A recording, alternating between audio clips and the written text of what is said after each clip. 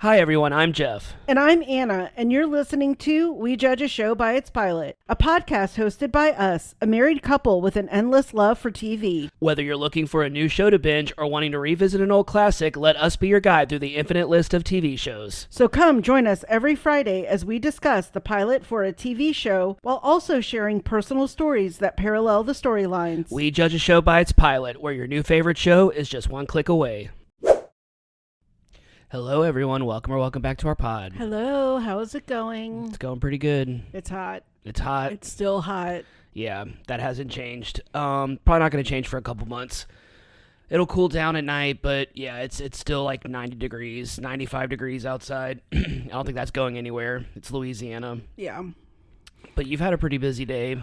Very busy the past couple of days. This is kind of your first time of the day where you kind of get a break and you're using it to record, so I really appreciate it. I know it's getting hard. It was getting hard, and booking my work travel, it's getting worse. Yeah. So my boo is getting ready to not see me a whole lot starting next week until mid-October. Yeah. So I love you. I'm gonna miss you.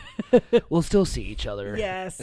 I'm actually trying to really condensed trips. Yeah. Probably will make my boss happy, but also you and I happy, where like if I finish at like 2 or 3 o'clock, sometimes I will just go ahead and stay and then go out the next day. Yeah. Instead of taking a late night flight. But I'm landing back in Baton Rouge for a lot of these, so I don't mind coming back late because it's truly, by that point, only like a 25-minute drive home as opposed to like a 90-minute from New Orleans. So it's not too bad. Yeah. So I'm cutting a couple of trips short.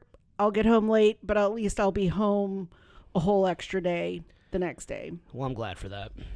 And we still see each other. You're usually Yes. gone like at the first half of the week, and then you're home the Yes. second half of the week. That's usually how it goes. But what's hard is that's when we usually record the pod. Right. So Yeah. that's hard. Yeah, but we've kind of figured out a schedule. Yeah. So if you're listening to this and you haven't listened to our Red Shoe Diaries episode, we recorded it last night, so I haven't like edited it. I haven't even like listened to it yet, but we got a little crazy. we got a little crazy, and I really had to stop myself this time from talking in a sexy voice at the beginning of the episode. I was just like, I just decided to do that, and I don't even think we discussed kind of doing that at the beginning of the episode. No, you just started, so I went with it. And I started talking sexy talk. It's just I don't funny. know what I was sounding but like. anyway, we're doing a show that, I mean, like, even though it isn't, like, obviously a sexy show because it's about working at a hospital, there's some sexy sex going on the show. And I think it's a sexy show. I mean, there's McDreamy and McSteamy. I didn't watch this show. So today we are continuing our theme for the month of doing shows with colors in the title. And we are doing a show that you watched a chunk of. Yes. Yep. And I watched probably at least the first 5 or 6 seasons. Yeah. I don't know what the longest running scripted primetime television show is of all time, but I'm pretty sure that this show is in the running. Oh, yeah. It's absolutely up there. And it's Grey's Anatomy. If you've never heard of Grey's Anatomy, I don't know where you've been for the past quarter of a century. It was one of those shows for me that, like, they would play reruns, like, back when I first got cable again in, like, 2012. It would play on reruns on some channel. I don't know which channel it was. Maybe it was, like, FX or something. And I would watch it sometimes, but for the most part, I have one medical show near and dear to my heart, and it's Scrubs. And so it was just kind of, especially when it first aired, they kind of made fun of Grey's Anatomy a lot. So they made fun of that in House a lot because they were like, oh, well, we've been the hospital show since, 2000. And all these other hospital shows come in and kind of like outshine Scrubs. But yeah, so I didn't know a lot about this show other than like it was other than McDreamy, McSteamy, and that there was a lot of like bizarre medical cases on the show, and I didn't even know that this was a Shonda Rhimes show. I didn't even know that. So Yeah, so we are doing Grey's Anatomy, and we're going to get into it right now. So Anna's going to do what she always does and give us some episode and series information. Grey's Anatomy, A Hard Day's Night. Grey's Anatomy is an American medical drama that premiered on ABC on March 27th, 2005. The 21st season recently ended in May 2025, and the 22nd season is due to premiere in October of this year. The series currently has a total of 448 episodes. The series was created by the infamous Shonda Rhimes, best known for creating hits such as Scandal, How to Get Away with Murder, Bridgerton, and most recently, The Residents. The pilot was also written by Rhimes and was directed by actor Peter Horton, who was best known for his role in 30-something. That's so funny that's Peter Horton. Yeah. Rhimes came up with the idea for Grey's Anatomy while thinking of a series she would personally enjoy watching. She thought it would be interesting to watch a strong, intelligent woman competing against each other in a male-dominated career field. This combined with her obsession with watching medical documentaries and surgical videos on the Discovery Channel, and Grey's Anatomy was born. Grey's Anatomy initially centers around Meredith Grey, a surgical intern at Seattle Grace Hospital. While Meredith is the central character, we are also introduced to the staff of Seattle Grace, which includes Meredith's fellow interns, nurses, residents, and attendings. The series cast includes Ellen Pompeo as Meredith Grey, a brilliant but emotionally complex surgical intern living in the shadow of her world-renowned surgeon mother, Ellis. Sandra Oh is Christina Yang, an ambitious and highly competitive surgical intern. Katherine Heigl as Izzy Stevens, a former model turned surgical intern with a mysterious past. Justin Chambers as Alex Karev, a blunt and arrogant intern who frequently has conflict with his fellow co-workers. T.R. Knight as George O'Malley, a compassionate and somewhat timid intern. Chandra Wilson as Dr. Miranda Bailey, the intern's resident surgeon who is known for being a tough but caring mentor. James Pickens Jr. as Dr. Richard Weber, head of the residency program. Isaiah Washington as Dr. Preston Burke, a brilliant and driven attending surgeon. And Patrick Dempsey as Dr. Derek Shepard, also known as McDreamy, the head of neurosurgery and Meredith's love interest. Kate Walsh, Eric Dane, and Sarah Ramirez and Kyler Lee would later join the cast and become well-known characters, particularly Kate Walsh and Eric Dane, also known as McSteamy. More recent additions to the cast include Scott Speedman and Harry Shum Jr., as well as, I think, Kate Capshaw. Oh, really? Wait, is that the daughter? I always forget. There's Kate Capshaw's the actress, is the one from Space Camp. The older one. The one who's married to Steven. Their daughter. Jessica Capshaw? That's it. Okay. She's also on it. Grey's Anatomy became an instant hit and has remained one of the most popular shows of the 21st century. The series became famous for its complex storylines, interesting characters, and most famously, its outrageous and often bizarre medical cases. Grey's Anatomy has been nominated for a total of 39 Primetime Emmys, winning 5 of them, including Outstanding Casting for a Drama Series, and Katherine Heigl won for Outstanding Supporting Actress in a Drama. You can currently watch the series on Hulu and Netflix. So, did you watch the pilot when it originally aired? Yes, I did. I really totally remember it. It was the spring of 2005. And I think it was being heavily advertised in Seattle because it was taking place in Seattle. Gotcha. And I love a good medical show, kind of like Shonda Rhimes. Yeah. I am always fascinated by strange medical cases. My mom always had lots of medical books in our house, and it was always something I would, look at to learn about different injuries or diseases. So, I love me an ER, Chicago Hope. All of those were kind of on the tail end of their lifeline. So I felt this would be a fun new show to watch. Yeah. And I think I knew Patrick Dempsey was going to be in it, and Gotcha. always love watching, a good Patrick Dempsey movie. Oh, yeah. TV show. Yeah. Outbreak. Oh yeah. Can't Buy Me Love. Can't Buy Me Love. Good stuff. Yeah. Yeah, so I actually didn't know about this show when it originally started. Oh. So when the show originally started, just the kind of the time of year, that would have been March 2005. Yeah, I was still living in Louisiana. I hadn't really heard of this show before.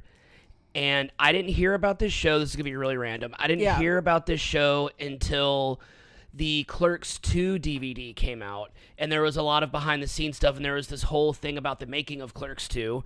Okay. Super random, I know. And this was maybe about 2 years after the show, less than that, 2 years after the show started.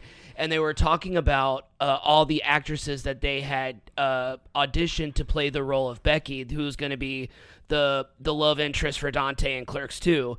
And they talked about all these different actors that they considered. They talked about like Bryce Dallas Howard, which was really random because she was a big Kevin Smith fan.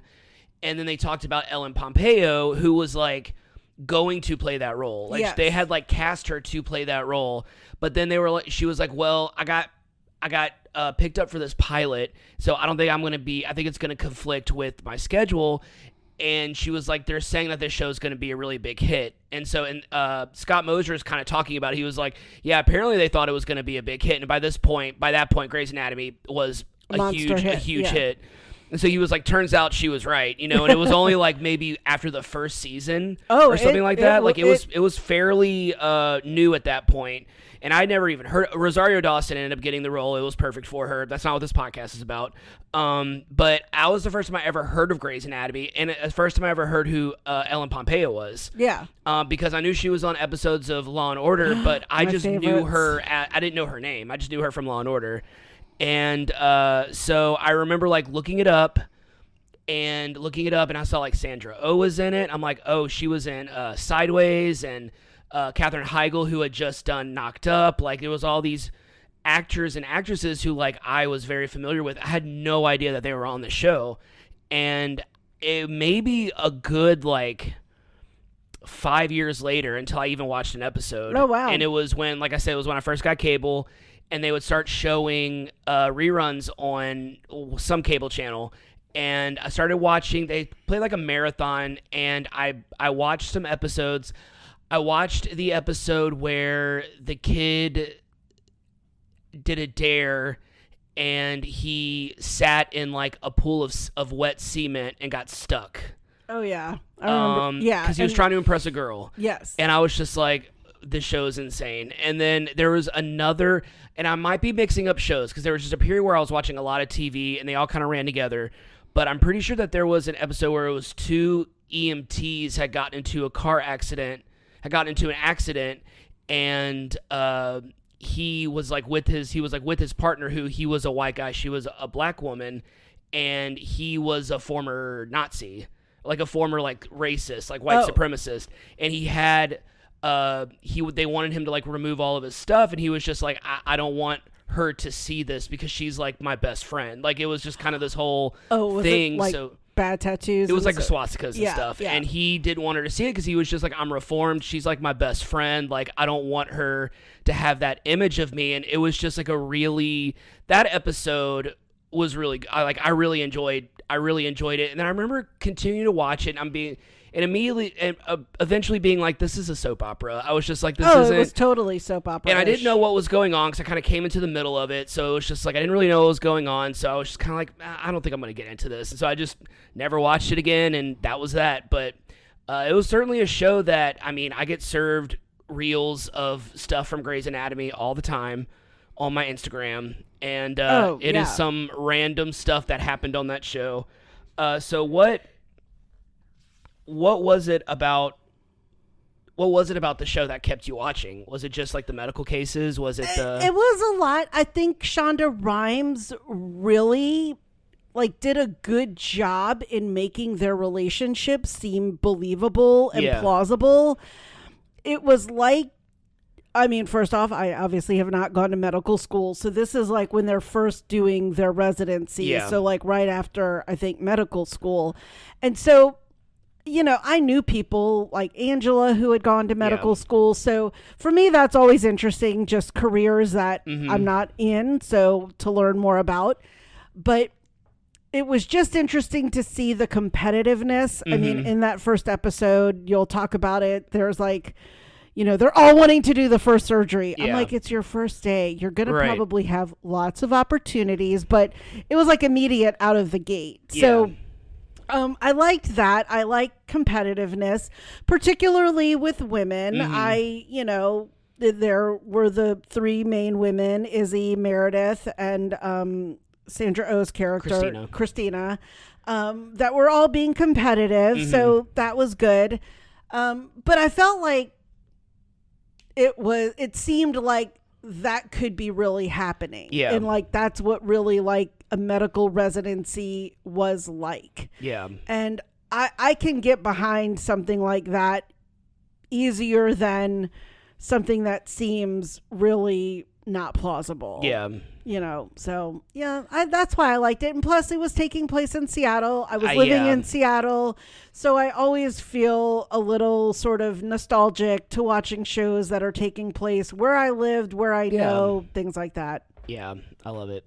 All right. So with any workplace, with any show about the workplace, there is going to be work hookups. There's going to be coworkers hooking up with each other. It's inevitable. It happens on every workplace show you'll ever watch, whether it's a hospital, lawyers, whatever, a supermarket, superstore. So my question for you is, I don't know if we've ever really talked about this before. Like, not just, I don't mean on the pod. I mean, like, in life. Maybe. Okay. Which is a great way to start the pod.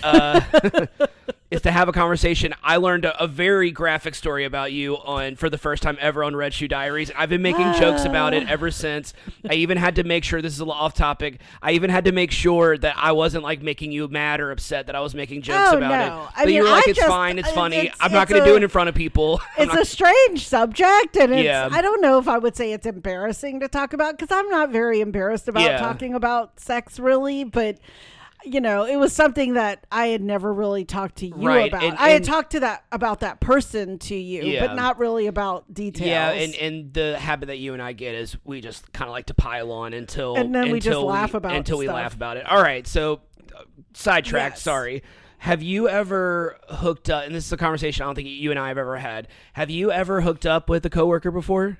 You don't have to give names or locations as you know, I'm a big believer in like not dipping the pen in the company ink. I mean, that was mostly professional side. So since like college graduation, the answer to that is no. Like I've never hooked up with anyone, particularly while I was teaching, while I worked at the law firm, and since I have worked for the company I work for right now. So from the age of around 22 and on, no.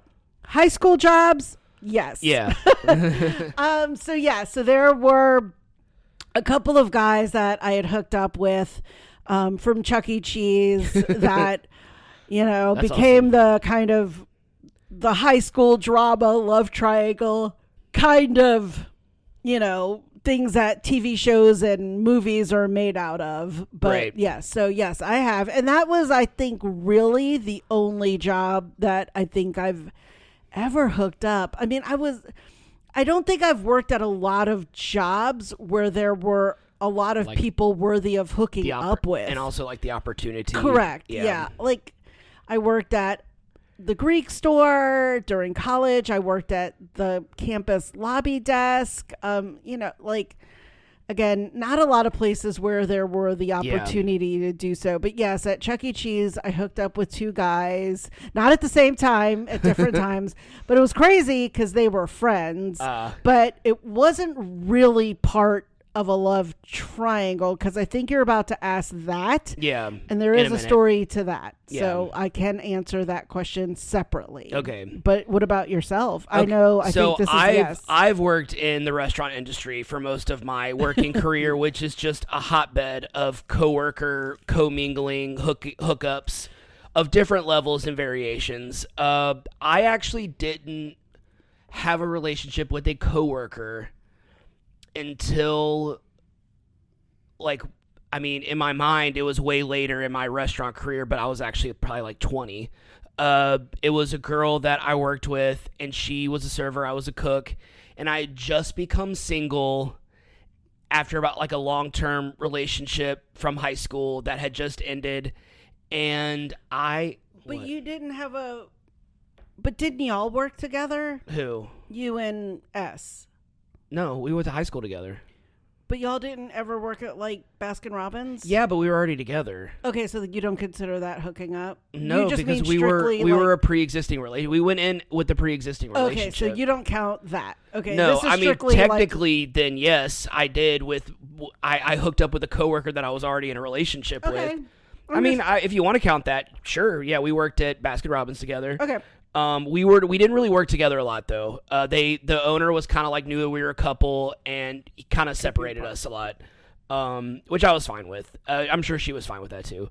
But the actual time where I got into a relationship with a coworker that I had like been friends with, that I like built a friendship with before, up until that moment, I had just become single. It was the first time I'd been single since I was like 17, and so I was like, I hate saying on the prowl, but I was like just wanting to go experience life, because I felt like, even though I was super young, I felt like I had spent so many years in a specific age range. I was in a relationship where I felt like I should have been single from age 17 to 20. I feel like I didn't go to college. Like, I didn't have that. I mean, I went to BRCC, but like I didn't go to like full on college. I wasn't like a full-time student. I didn't have like a college experience like a lot of other people my age had already had. And I felt like I was missing out. And so I really just wanted to kind of rejoin the living in a way that like I wanted to enjoy being, at this point, I was like 2 months away from turning 21. Oh, yeah. I was like ready to experience life. I was ready to go out. I was ready to do stuff. And I had a really long time crush on this girl that I worked with. And I didn't really think much of it until right before I became single. She had said to someone that if I were single, she would go for me. And so I'm not going to lie, that was maybe partially of why I pushed the breakup between me and S, because even though she technically broke up with me, I was like, okay. I was like, I mean, we're kids. I Kind mean, of like Daryl and Kelly on The Office. All right. And so we continued being friends, but then we very shortly started hooking up. We continued to work together, and that was my first real experience with dating a coworker, like that we met at work, that Gotcha. we did all of that. And I'm not gonna lie, it grew to suck. Like, it grew to everyone knowing the thing that I love so much about like that being separate is I get to go to work, and like my work life is my work life, and then I come home and my home life is my home life. I don't bring my personal shit to work. I don't like take it out on anyone. And what I really enjoy about going to work is not everyone knowing everything about me and everything about what's going on in my personal life, which is what is not the case when you're dating a coworker. Suddenly everyone knows all your personal stuff. Everyone knows the status of your relationship. It sucks. Like, I'm not saying don't date a coworker. If you're attracted to your coworker, go for it. I mean, like, why not? But like, personally, that should have been my precursor or my lesson with don't date a coworker. Yeah. But if I didn't date another coworker, Maddie wouldn't be here. So Correct. So when I moved to Florida, and then I'm skipping one because that is a love triangle story. So I'm going to skip that for our next section of this. Okay. I started dating Jamie, who's my ex-wife, who is Maddie's mother. We met when we worked at Hard Rock Cafe. Unfortunately, I have hooked up with a few coworkers over the years, just because like working in a restaurant, that is so much of your social outlet, and so and that they also kind of become like at a certain your age, friend group. They become your friend group when you're like in your early mid-20s. But every time I dated a coworker, it would always end with me going, I need to stop dating my coworkers. Like, I need to stop doing this. And when I finally did, the final time I did, it was about a year before you and I met. Yeah, it was about a year and a half before we met, and I it was right after Mary Jo died, and so I was not right after, but it was after Mary Jo died, and I had kind of jumped into something with someone because I was so like lonely and depressed, and that ended up like flaming out big time, a huge disaster. Not her fault, not my fault, just it shouldn't have happened, and it's my fault. And so when I got with her, and I think I talked about this on the pod before, but when I got with her, I was like, look, I've been through a lot. I really like you, but I've been through a lot. Right now, I'm not really interested in like a casual thing. I was like, if you're for real and you really want to be in a relationship, like I'm down. But like if you just want to be casual and keep things light, I'm fine with that too, but like just let me know what you want to do. And she was just like, I really like you. I want to be in a relationship with you. I want to take this seriously. And so I'm like, okay. I was like, cool. I'm glad we talked about this. You know, I'm just like, I'm glad that I for once was like, let's communicate with each other, you know? And I was like, oh, I'm finally being mature. And she ended up breaking up with me via text message like less than 2 months later. So it was like, it was one of those where I was just like, and then that was the moment. Because then after I told her all this, after I opened up in a way that I had not opened up to anyone about all the Mary Jo stuff, about all the things that I went through and all the things I'm currently going through, which is very, very, very personal. And it's stuff that I've only talked to maybe 4 or 5 people about ever in the last 12 years. And she just broke up with me via text message. So I was like, okay, I am never dating a coworker ever again. And I never did. So that was it. I was like, I'm never doing this again. That was 10 years ago. So yay. Yeah. I'm not saying don't date your coworker, like I said, but I don't strongly recommend it. All right. So I alluded to this a second ago, and you brought it up a second ago too. Have you ever been, another thing the show is famous for, love triangles. In any drama, there's going to be love triangles because that makes everything more interesting. So have you ever been in a love triangle? Like a legit love triangle? No. So I do have stories of kind of why I made the choice of like really being conscious about it. So for me, the experience started really early in high school. Mm-hmm. I was dating a guy. He went to a Catholic boys' school, met him through mutual friends on the West Bank. I had not gone to any school with him, so I didn't know him previously. Yeah. And we went out on a couple of dates. I thought he really liked me, movies. He was doing like all the very sweet boyfriend things. Like I was really bad at math, and like I had this really big algebra test coming up. He actually brought me a little bouquet of flower lollipops and left them on the porch to wish me good luck on my algebra test. That's really sweet. I mean, that's a lot for like a 16-year-old guy, you know? And I was like, oh my gosh, you know, like, wow. And, you know, I was like, really like, wow, he must like really like me.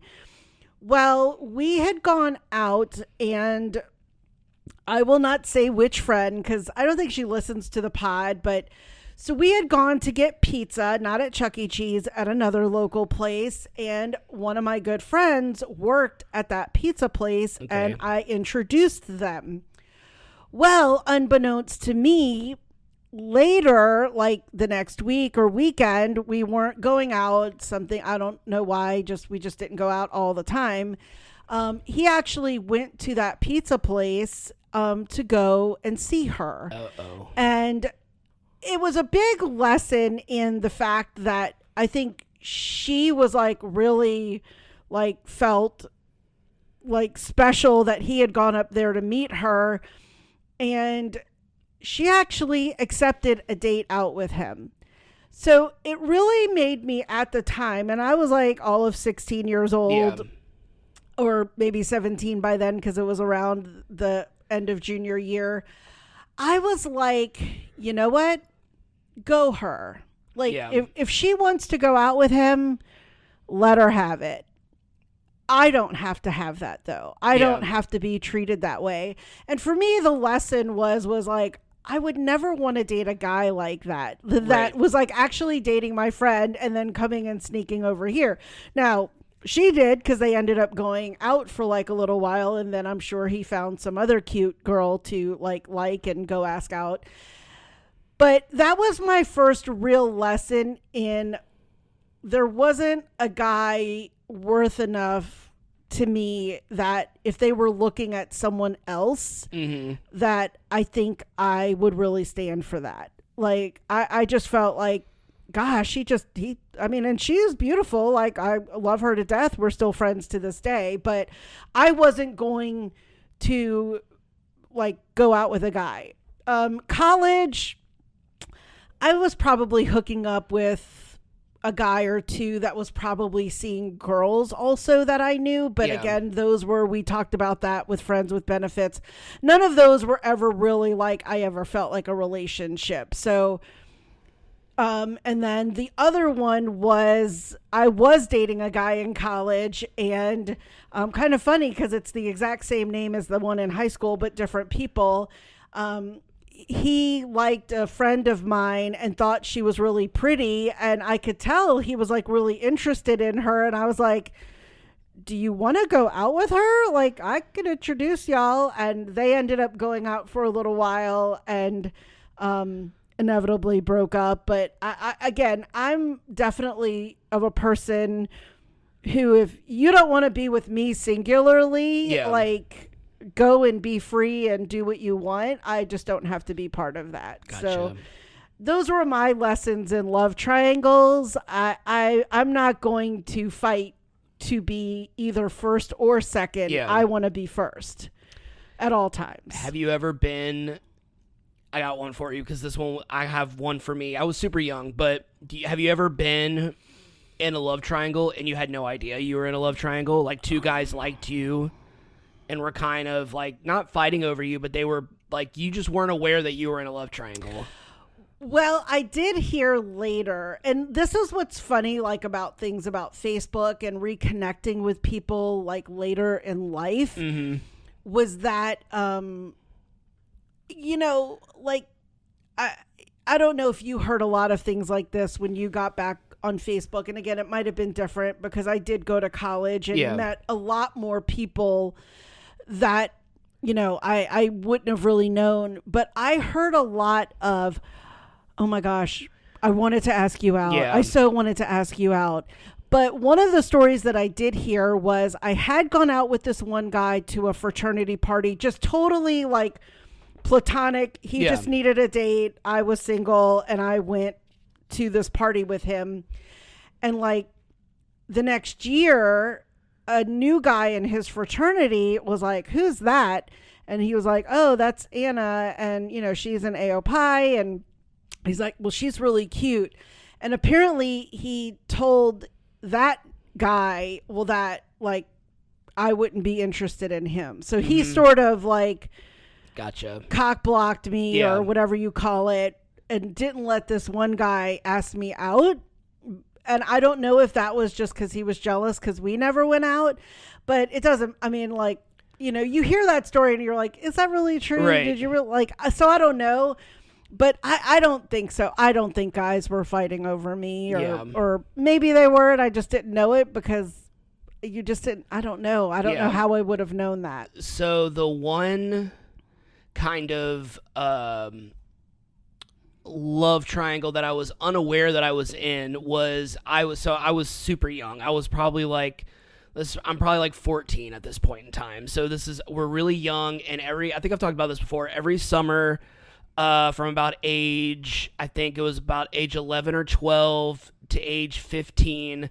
Every summer I did the theater program at Bannersville Theater. It was basically just like theater day camp. That's essentially what it was. Yeah, we all had that. And so I did that. It was some of my favorite memories I've ever had. And one of the years that I did it, this was the year that I was like, the first year that I came to do theater camp, and I was like pubescent. I had like my voice had dropped. Like I was, I was You're looking cute. I was probably looking cute and Kind of like right now. And there's absolutely no way I look cute right now. I have bedhead and I'm still in my PJs. And it's like it's 3:00 in the afternoon. Anyway, so I kind of made like this little group of friends, and because this was kind of a year where a lot of the kids from last year didn't show up, and it was like a whole bunch of new kids. And so it was kind of like, oh, cool. And I was also not like the baby anymore. So it was like, okay, I'm starting to become like one of the older kids now. So I kind of became friends with this little group of people. We were all really good friends. And two of the girls in the group liked me. And I was completely unaware that either one of them liked me. And Okay. because I think I had a girlfriend at the time, maybe, or I just wasn't paying attention to it, or I just was in that mode to where like getting girls just wasn't a thing for me yet. So like it just wasn't something that was on my mind. I was always like the baby, the little brother, the friend. I like you as a friend. You're like my brother. I heard that a whole lot up until this point. And yeah. What? No, I was just going to say, I don't think I ever heard that from a guy to me, though. But that's funny because I do think that's like a girl thing to say to boys. But I mean, not... I was their friend. Like they called me, the cute girls in my class called me when like they were mad at a boy that they liked. Gotcha. And they wanted my advice because I was a boy. Like that was my role up until I was like 14 or 15. And there were these two girls, and I'll never forget it. We were sitting kind of in the RIP Baton Rouge Little Theater. There's the second stage, which is where we did our theater camp. And there was like this little waiting area that had all these like couches and stuff. And that's where we would hang out backstage when we weren't on scene. Like that was kind of when we weren't on stage. And I remember there was like a group of us and we weren't performing yet. We were doing like rehearsals, and maybe it was like during our lunch break. But in the waiting room, like or in the green room, whatever you want to call it, we were all kind of hanging out, and the two girls started arguing with each other, and so then they went into the bathroom. I'll never forget it because it was one of the hardest I ever laughed, but I had no idea what was going on in the bathroom. So they were fighting with each other. So Lauren Regner, if you're listening, I never forgot this moment. She's the sister of Shelley Regner, who is one of the Bellas in Pitch Perfect. Yes. And she's one of the funniest people I've ever met in my life. Like, she is fucking hilarious, and she posts stuff on Instagram and Facebook all the time. She's still really funny, so she never lost that. And Superstar was the really big movie at the time. Just I'm setting it up. And she kind of goes into the bathroom. I have a clear view of it from where I'm sitting because the bathroom was like in a hallway. And I see Lauren like walk into the bathroom being like, y'all are being loud. Like we can hear you, but they like slam the door in her face. And then so she did the thing that Mary Catherine Gallagher does in Superstar where she keeps yelling, "You're horrible" at her grandmother and slamming the door. And so she started doing that to them. And we're all, you're horrible. And then slams the door, opens it back up. You're horrible. Then slams the, like, we were dying laughing at her doing this, having no idea what they were talking about. And so Lauren like walks away and she looks at me, she sees me laughing. She's like, "You're laughing. They're fighting over you right now." And I'm just like, what? I'm just like, what are you talking about? And then every other person in the group is like, "Jeff, they both like you." And I'm just like, what? I was like, what are you talking about? I was like, they're fighting over me. I've never even said if I liked either one of them. So it's like and that was just what was so interesting to me of a love triangle, where it's like you have these two people. Most of the time you have two people fighting over this one person in a love triangle. And do they ever stop and think like, do they even like me? Like, are they even interested in me? Because I ended up dating one of them for the normal high school length, like a month or two or something like that. Yeah. And we remained friends. Like we all remained friends throughout high school. Everything was fine, but that was my first time being a part of a love triangle that I had no idea I was in. Yeah. And that was when it was like, instead of like y'all fighting over each other, why didn't y'all just like come to me and be like, "Do you like one of us?" I don't know if I would have liked being put on the spot like that. But... And that's what's just so funny about it is like, you can like someone and they might not even like you. Right. So why are you even arguing in the first place? Yeah. Yeah. So and I've been in like some like technical love triangles, but I don't think they're worth noting. I just think that was always one of my favorite stories because it's accompanied with one of the hardest times I've ever laughed. So I've always remembered that. There was another time where I was in a love triangle with my friend Blake, but that was so brief that it was like we never like stopped being friends. So it was just kind of like I didn't really consider it a love triangle, even though technically it was. Like he was dating a girl, and we all three worked together at Applebee's, and he really liked her. And then they started dating, and this was kind of during the era where I was living at my mom's house, just me by myself while she was traveling. And I had friends that would come over all the time, and they started coming over, and I started getting to know her more. And I was like, oh, wow, she's really cool. She's really cool. Like, Blake, like that's a cool girl. Like, good job. And he was really into her. And then I don't know what happened. I don't know if she did something or said something, but it was like all of a sudden he just was like not into her anymore. Oh.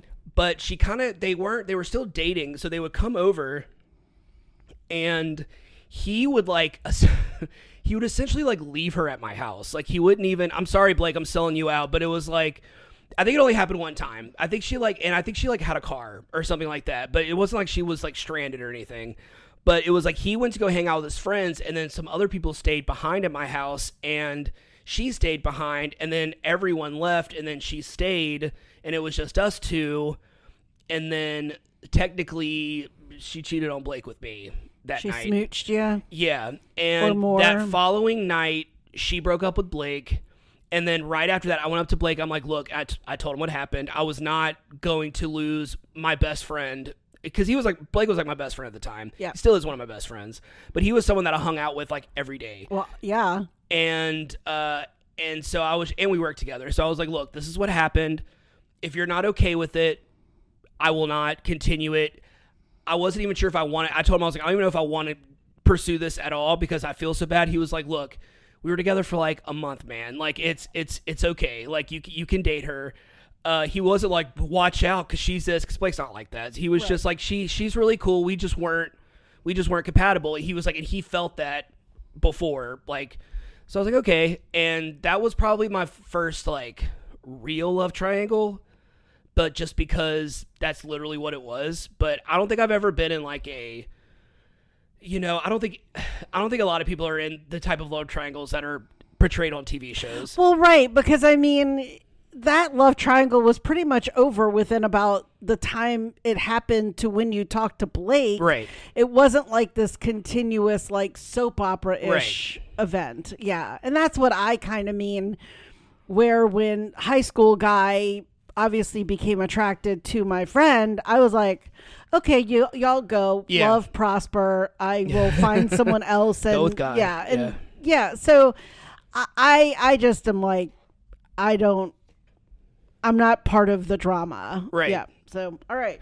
I had other questions, but we can save those for other episodes. Yeah. I figured we were going to talk about that for a little bit. All right. So let's get into this plot summary. Let's do it. Okay. The laptop's a lot closer than he normally is. Oh, yeah. Okay. All right. Grey's Anatomy pilot summary. Meredith Grey wakes up in her home after a one-night stand with a stranger who is asleep on her living room floor and naked. Do we see butt? I know it's network television. So. I know it's network television. Sorry, still in Red Shoe Diaries mode. I'm just assuming there was butt. There might have been. He wakes up, and after some small talk, Meredith dismisses him, saying that this was a one-time thing. He introduces himself. His name is Derek, and introduces herself. Already said, her name is Meredith. She goes to take a shower and hints that Derek should leave by the time she's done. Later that day, Meredith attends her first day as a surgical intern at Seattle Grace Hospital, one of the top surgical sites in the country. Meredith has been assigned to be trained by resident Dr. Bailey, who has the nickname the Nazi. That's not when you don't get a Yahtzee, because they can. Oh my God. That's a no on Nazi. Meredith meets the other interns in her group. Christina, a competitive intern that Meredith immediately bonds with. George, a nervous young man who looks very overwhelmed.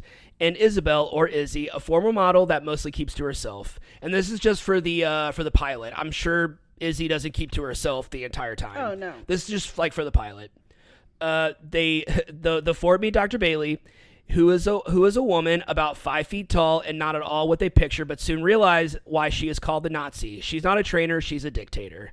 After a short tour of the hospital and giving some advice, Bailey gives her interns their assignments for the day. Christina is in labs. George is doing workups, which is basically like what like a medical assistant does. It's basically like getting their vitals, maybe trying to get like a feel for what might be wrong with them, not like an official diagnosis, but just kind of getting their vitals and getting all their information and stuff. Izzy is giving patients rectal exams, most likely a small punishment because she was kind of trying to kiss up to Dr. Bailey in the first scene, and it backfired. And Meredith is assigned to get a CT scan for Katie Bryce, a teenage patient who just arrived via helicopter and is having seizures for unknown reasons. George connects with an older male patient but is deflated when he gets nervous to perform a simple procedure on a patient.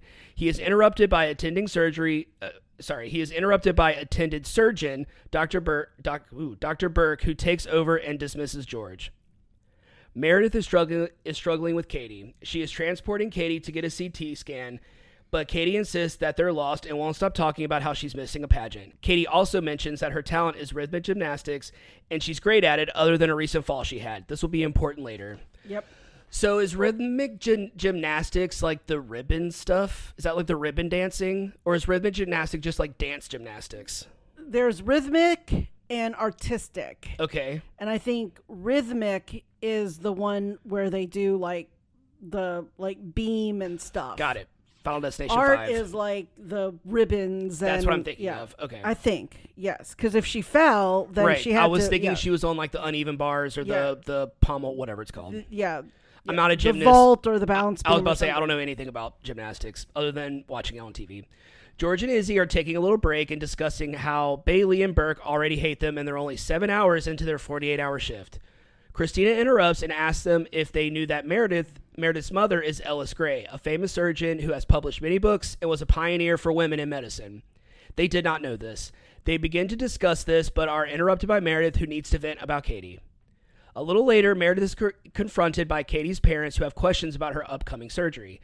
The inexperienced Meredith explains to them that she isn't her doctor and will get Dr. Burke. Burke tells Meredith that another attending surgeon has taken over the case, Dr. Shepard. But when Meredith finally tracks down Dr. Shepard, who is it? Derek, her one-night stand. Oh, yeah. They look at each other, we're like, I've seen you naked. Burke chooses George to assist in a surgery. The other interns watch in the, is it called the gallery? I never really know what to call it. Yeah, I think it's like the observing. Where they can all stand and observatory, look. Yeah. So they all kind of stand and watch like above them. George shows that he has the skills of a great surgeon, but has a tendency to buckle under pressure. The surgery goes perfectly until George accidentally pulls the purse strings too hard, and they break, causing bleeding. When Burke asks George what to do next, he freezes. Burke takes over and dismisses George. George now has earned the nickname 007, meaning license to kill, which is pretty clever. Also, underrated Bond movie. Meredith witnesses another intern outside of her group, Alex, confidently making calls, talking down to the nurses, and not going to his resident for confirmation on medications for a patient. He orders the nurse to give the patient antibiotics because she has pneumonia. Meredith interjects, saying it might not be pneumonia, and Alex refers to her as a nurse, and before she can stand up for herself, she gets a 911 page from Katie. Meredith rushes to Katie's hospital room and sees that she's having a seizure. The other nurses ask Meredith what they should do, but she freezes up when Katie flatlines. The other nurses ask Katie what they should do, but she freezes up. But when Katie flatlines, Meredith jumps into action and gives her the paddles. If you don't know what the paddles are, that's the clear, that thing. For the chest. Yeah. Meredith revives Katie just as Shepard walks into the room and orders Meredith to leave. Bailey begins to lecture Meredith on waiting for a resident or attending, but Meredith keeps walking, ignoring her. Christina follows Meredith out the hospital, and she vomits from being overwhelmed. Meredith confesses to Christina that she and Dr. Shepard slept together the night before. So that part kind of pissed me off because she kept saying, like, have you paged Bailey and Shepard? And they're like, yes, they're not here yet. So it's like, well, she flatlined. What do you want me to do? Like, at this point, I am the highest ranking person in this room, even though it's my first day. Which, like, I think medical interns, they get really, like, overworked and you're in the care of people who are, quite frankly, underqualified. So it's just like, yeah, she should have waited, but, like, Katie would have died. So it's just kind of like, well, what do you do? Right. Dr. Shepard and Bailey gather all the interns. They've decided to give the interns an assignment. Try to figure out what is causing Katie's seizures. Whoever correctly figures it out will assist Dr. Shepard in a surgery. I'm sure that happens in real life. Right. Christina asks Meredith to team up with her. 2 heads are better than 1. Meredith agrees and assures Christina that she will assist in the surgery so she doesn't have to spend more time with Dr. Shepard. So Meredith says, if we figure this out, you, Christina, can assist with the surgery. I was using a lot of pronouns. I wasn't using their names, so I just want to make that clear that that's what I meant. Christina is going to do the surgery, is going to assist in the surgery, regardless of the outcome.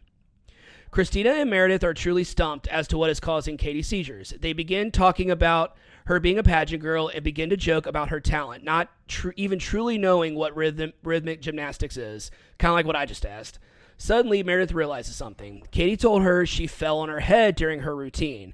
The two go to Dr. Shepard and suggest that Katie had an aneurysm, which is bleeding in the brain.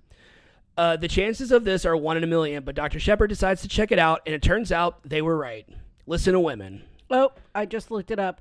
Rhythmic is the one with like the ribbons and stuff. Artistic is the one on beam and vault. So her falling is even funnier. Okay. Well, right, because I'm like looking at this going, I mean, it says they have to be strong, flexible, and dexterous, but I don't know about if they ever like leave the floor. But anywho, cleared that up. Thank you. Well, actually, thank you, because I was honestly going to look it up after we were done. Things get awkward when Dr. Shepard tells Meredith she will be assisting in the surgery since she is the one who figured it out.